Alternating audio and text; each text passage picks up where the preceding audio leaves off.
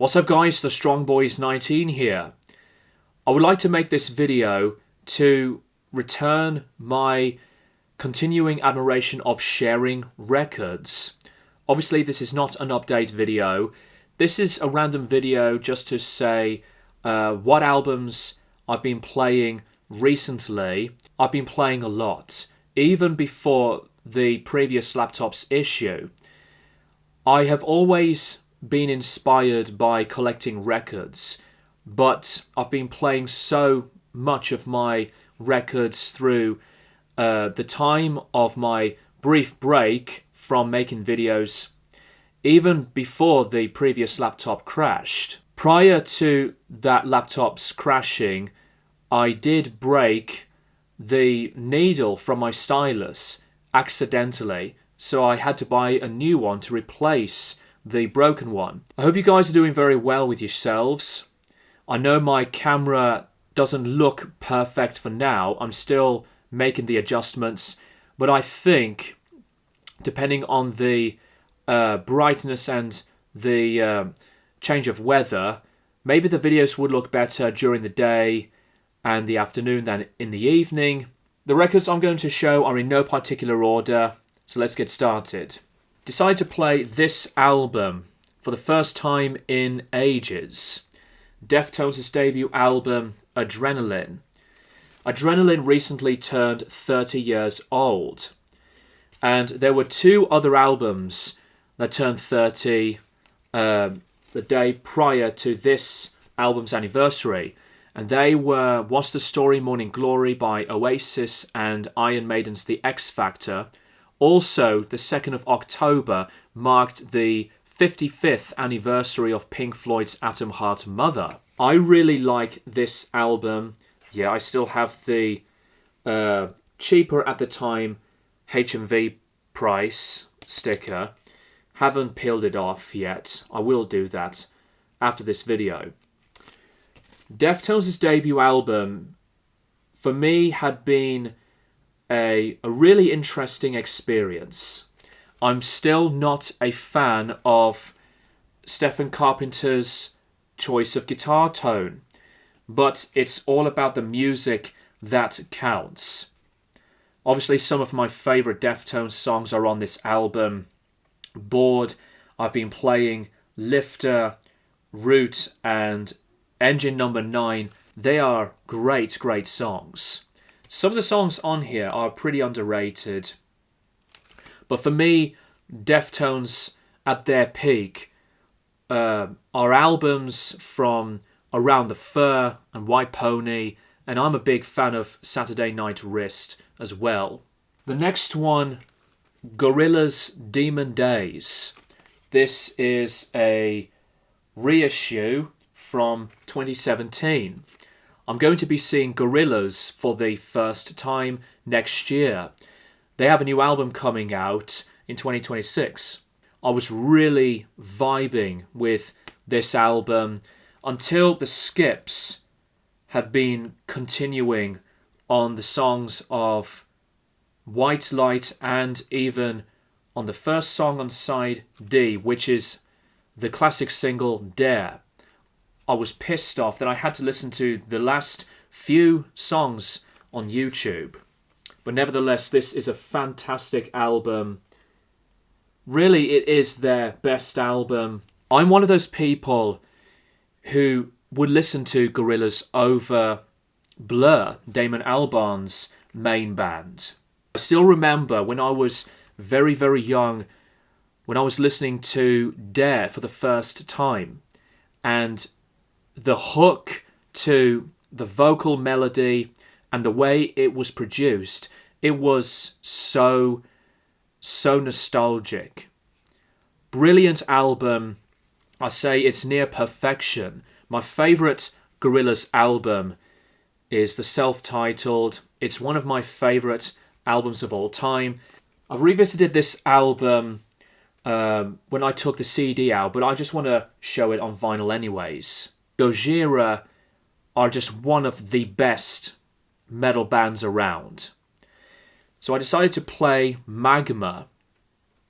Magma, in my opinion, got better and better with every listen.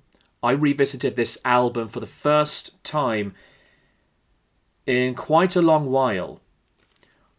It's a beautiful and emotionally charging album. The album cover is perfect. And when the album came out, I still remember some of the naysayers who were not keen on the album, even some Gojira fans. I've mentioned about this album as one of those I have defended. You know when you get those albums that a lot of people don't like when they first come out to the world, and then they change their minds and to like it better or love it. I just think Gojira's fans didn't really look into the album very openly when it came out. I knew there was a difference about this album. And as a big fan of the band, I love this album more than Fortitude. The consistency of this was stronger and bigger in its power. Some of my most favourite songs from the band are on this album, like Pray. I adore that song. And obviously Stranded, Silvera, The Shooting Star. Lowlands is one of the most emotional songs I've ever heard. I also love the look of the record by the look of the different colour change. Gojira have never made a bad album at all, and I think it's one of their best produced albums. I grew to love this album. Definitely check out this album if you want to hear a difference in songwriting and production. The production is a huge difference when you think about Gojira's albums earlier to later on. Boris, the reissue from 2019 on Jack White's label Third Man Records, At Last Feedbacker. The album is so intense. What I love about the reissue is that it beautifully replicates a similar look to one of my most favourite record labels. And they decided to add the word heavy in the middle. There's the other side as well. I know it looks really bloody.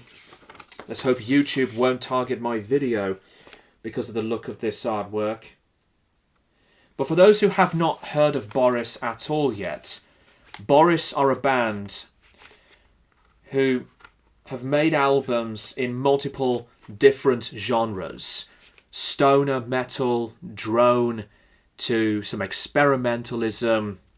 They have been a variety-grown band. They've released a ton of albums. They've done collaborations, like with the noise artist Merzbow and drone metal legends Sun. Each album that consistently have their own personalities. But if you love some very heavy stuff, check out this album. And also Amplifier Worship. Marvin Gaye's What's Going On. I've reviewed this album at a time when I think to myself that there is so much beauty of musicians through their way of expressing, their way of thinking, and more importantly, the soul of the voice as well as the instrumentation. And What's Going On is simply one of the best albums in terms of political imagery. Not all of the songs are political, but they were made and written around some of Marvin's darkest times through his depression and his drug addiction. There's loads and loads of instrumentation on here that I have always thought to myself, that is some of the most beautiful music ever recorded. What's Going On to Right On, the over 7-minute epic, Inner City Blues, and the drug-related track, Flying High in the Friendly Sky. Biggest introduction for me to get into the genre, but I see it as one of the top greatest albums of all time. What's Going On has aged perfectly. Slowdive with the brilliant compilation called Blue Day. This is a limited reissue from 2015 on Music on Vinyl. Music on Vinyl name right there. And yet the stickers on the cellophane. Combined through the band's separate EP releases. And in my opinion, some of their greatest songs are on here. Still mesmerizing. Dreamy to full of effects. And when their album Everything Is Alive came out a few years ago, I loved it straight away. And it was such an outstanding comeback album. One of my favourite bands of all time. Here is a record I decide to play that I've not listened to all the way through. They have a new album coming out this year, I believe in November, Pupil Slicer. This is their 2023 album called Blossom. Mathcore type of band. It's on coloured vinyl. It's like a brown, dark green kind of pressing.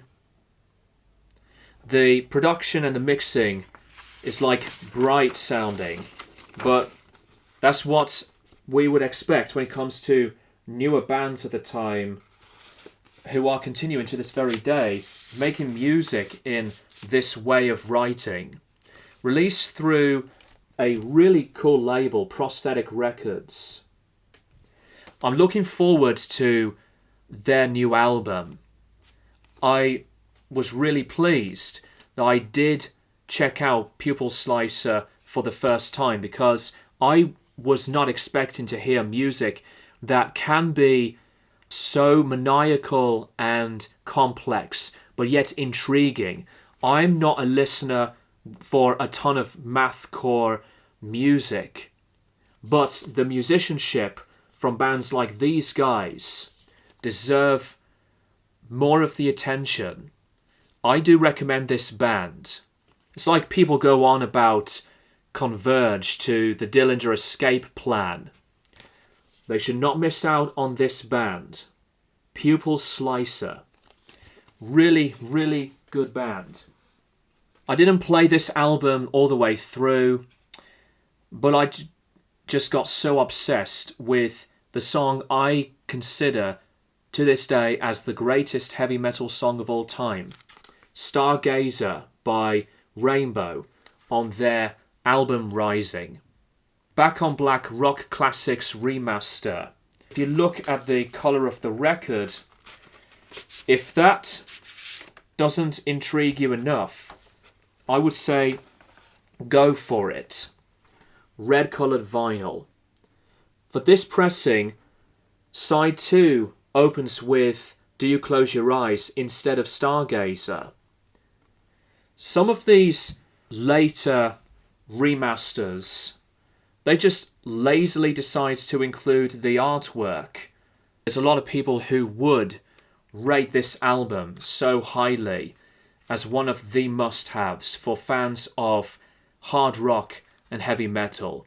I see this as more of the heavy metal album. There's some bits of hard rock, but even then, hard rock can be pretty hard-hitting to almost call it like heavy metal, like with Deep Purple and Loads of people would say that about Led Zeppelin.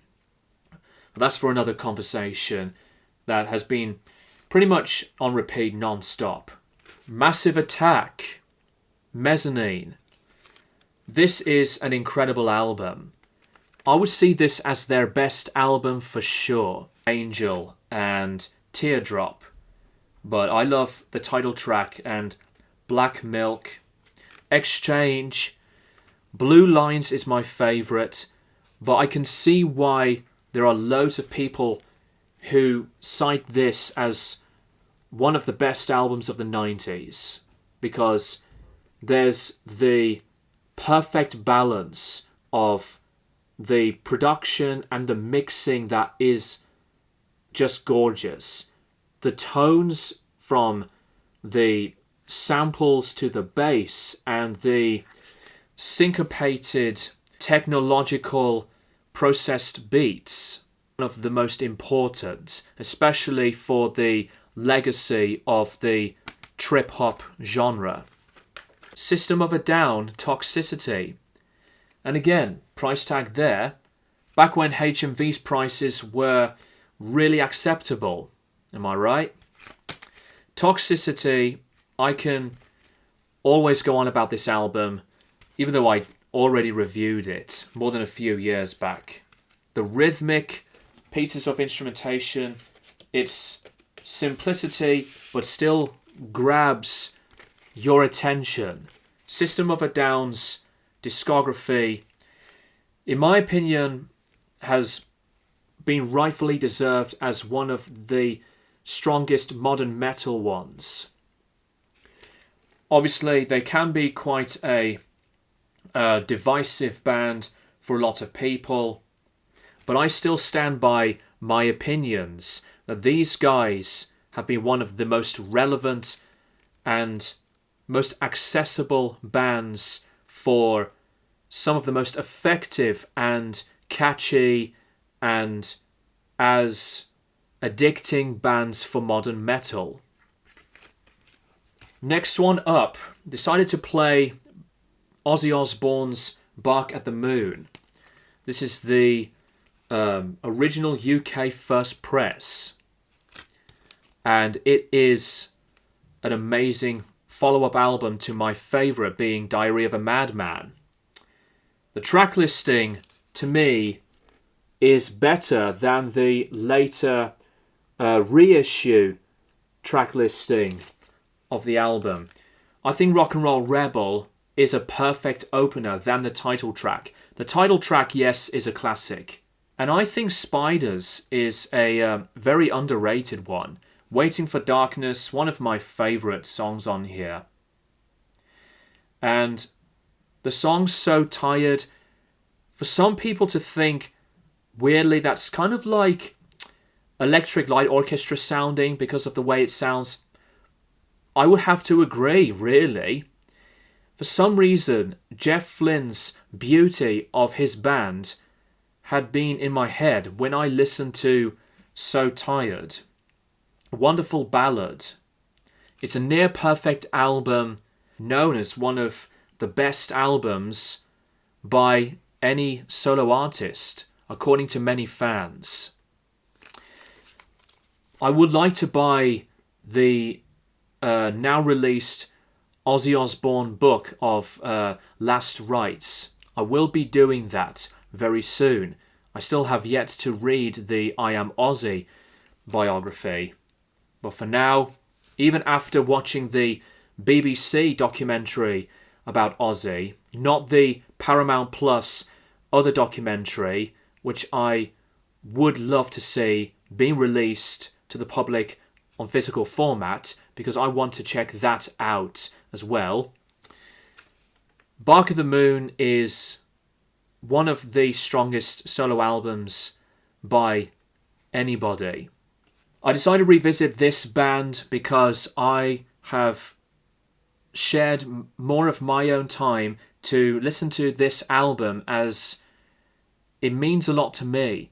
And one of the songs takes me back to the very, very young age of myself back in the day when I just decided to make this YouTube channel I used to have one of their songs from this album as one of the very first intros of my videos. Kings of Leon's Only by the Night. It's a double album pressing. As you can see there on this side, you can't see a lot because the darker colours are the name of the tracks, but the lyrics are completely covered up. It's like that you just have to use some light to look at the lyrics. There's a picture of the band. Kings of Leon are one of those bands who I enjoy so much. Their music can be not only simplistic, but they can be consistently memorable. And as much as that I have liked a lot of Foo Fighters to some Feeder, who I've seen live last night, and they were brilliant. I find Kings of Leon to be one of my favourites for that reason. The song that hits home for me was Revelry. Revelry is my favourite Kings of Leon song. Loads of people know the other songs on here like Closer, Notion, obviously the big hits of Sex on Fire and Use Somebody. I love Manhattan to Cold Desert. Kings of Leon are a band who have been a favourite. Not a guilty pleasure at all. A couple more now. Napalm Death, Utilitarian. I decided to revisit this album because I remember when this album came out, it was the year when I was discovering more of Napalm's music. And like with the other releases, like Gojira's L'Enfant Sauvage, Napalm Death's Utilitarian was one of my favourites. Later release, made in 2021, originally released in 2012. Century Media Records are a classic label. I find this album to have not only still some of the most brutal and usual in-your-face signature grindcore sound that the band have always been professionals with. Some of the riffs and the choruses on here are really strong. Napalm's discography too, simply one of the greatest in metal history. Again, like some other bands, they've never made a bad one at all. Even with ones that have not been well received around the mid-90s to almost late 90s, I liked those too. When they went into like a brief groove metal style, precise, controlled, and intensifying aggression is inspiring. And their lyrics are like with some System of a Down's lyrics to Rage Against the Machine's lyrics. Their lyrics on a lot of these albums are still profound and relevant. Last one, another trip hop must have, besides Massive Attack's Mezzanine, Portishead Dummy. This is an album that I would love to review for Classic Albums Revisited. There's the mood, the atmosphere, and the tonality, especially through the vocals by Beth Gibbons to the other musicians. I do think Dummy is one of the top 10 favourite debut albums of all time. So if you guys haven't really looked into the magic of some of trip hop's finest pieces of work, then look no further than Dummy by Portishead. I've mentioned DJ Shadow's Introducing because it's one of my most favourite debuts of all time, but in terms of a list of the debuts, this one goes right up there. This goes up there like with In the Court of the Crimson King, and Massive Attack's Blue Lines, and, well, obviously Slipknot's debut album to Black Sabbath's debut. The powerful and yet minimal artistic presentation. That's it, guys. That's a lot of records I've shown. I appreciate your enthusiasm and the enjoyment you decide to share from the records I've displayed. Thank you guys for watching. Look after yourselves, and I will keep you guys posted for more videos in the near future.